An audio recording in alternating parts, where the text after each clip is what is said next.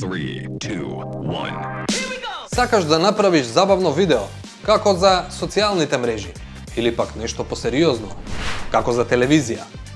И за едното и за другото постојат основни правила, кои што се горе-долу исти. Значи, уште кога ќе почнеш да снимаш, треба да мислиш како ќе го поврзеш тоа што си го снимил. На почеток, за широчината на плановите. Главни се екстремно широк и широк план, наречени и тотал, ги користиш кога треба да покажеш каде во просторот се наоѓа нешто, во поширока географска смисла, како град, село, планина, или пак кога треба да ја покажеш пошироката околина околу субјектот. Средниот план го прикажува субјектот или субјектите од глава до пети, вклучувајќи и непосредната околина. Субјектот се уште не доминира во кадарот, но тој е важен исто како и околината. Ало, кај си ти? Америкен почнува во висина на колената на субјектот и завршува над главата. Се користи за да се доближи субјектот на публиката, но и да се спречи ефектот на лепдечко торзо, ако се движи. Движењето, без да се гледаат барем колената, често изгледа чудно на камера. Ало, кај си ти? Средно крупниот план почнува од половината. Веќе јасно ги гледаме очите, изразите на лицето и действието што го прави субјектот. Околината веќе е помалку важна. Крупниот план ја опфаќа главата и дел од рамената. Очите и гримасите се јасно видливи. Кај си ти цел ден е село? Ова е најупотребуваниот кадар за интервјуа, затоа што им го доближува субјектот до публиката, има доволно место за потписи или превод, ако се потребни. Многу крупните кадри вообичаено се фокусираат на делови од лицето како устата или очите. Кај си ти? Секое движење сега говори многу за тоа што можеби мисли или чувствува субјектот. Ако сакаш да доловиш драматика, ова е планот кој ти треба. Касниме, брзо доаѓа. Ајде, одма доаѓа. Дојдоа дома, извршите. И ми носат сметки, треба да платиш 5000 евра.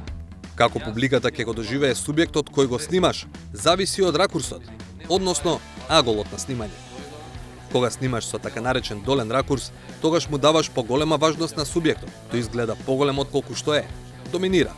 Особено ако ги движи рацете, изгледа авторитативно и сигурно. Видете, ми дојдоа извршители. Ако пак сакаш публиката да го гледа субјектот како мал, слаб, немоќен, па дури и со подценување, тогаш снимаш со горен ракурс. Кога снимаш со агол во висина на субјектот, најчесто во висина на очите, тогаш гледачот лесно се поистоветува со субјектот. Тој делува нормално, каков што е.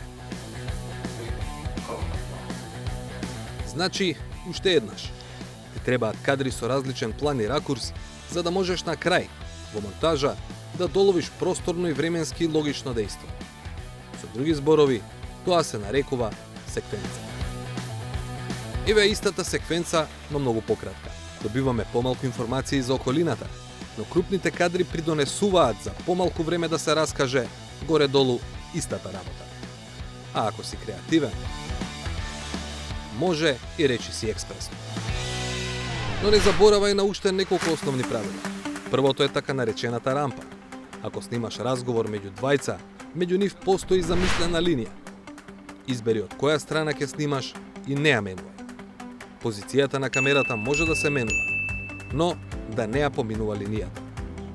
Ако снимиш правилно, резултатот е овој. Гледачот добива впечаток дека едниот зборува, а другиот слуша. Гледачот може да си претпостави и кој каде седи. Треба да ја држиш истата страна и кога сакаш да раскажеш нешто за субјектот преку кадри. Во случајот, логично е да погледнеме што има на екранот преку поблиското, лево рамо. Конфузно е, ако постојано се менува страната. Страната понекогаш може да се смени, но тоа треба да се направи на логичен начин. Например, ако гледачот јасно види дека камерата се префрла од лево на десно. Кадрите не мора да бидат статични.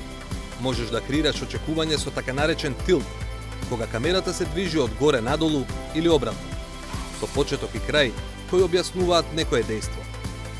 Сличен ефектот и со така наречен швенк, само што движењето сега од лево кон десно или обратно. Значи, размислувај во секвенци. Едно добро видео Заменувај љадници зборови. Размислувај со какви кадри ќе имаш најдобри секвенции. Истражувај, ќе најдеш и љадници креативни начини кои се интерпретација на она што го научи во последниве неколку минути.